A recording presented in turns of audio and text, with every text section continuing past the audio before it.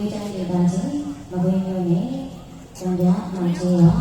ပန်းကျောင်းတိုင်းမှာကျင်းပပြုလုပ်တော်မူသောသာသနာ့တစားဓမ္မစရိယပဲဒီပွဲအနေပွဲဒေါက်တာပွဲလေးပွဲကိုရရှိတော်မူသောသာသနာအားစား၏အရှင်ဒီလာစာရအရှင်မြတ်အောင်ထုံးကျော်နေတော်ချီကျူးကုန်ပြုရေးဆက်တော်80တော်ထပ်တော်ပြီးတဲ့အောင်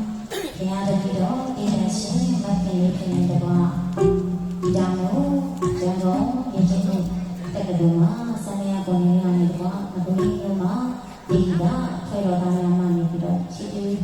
ဒီကျေပဲပြုတော်မူတာဆရာတော်ရှင်မြတ်ခင်ဗျာမြေကြီးစီဝေးတိဘုဝေးစီမရှုခံရတော်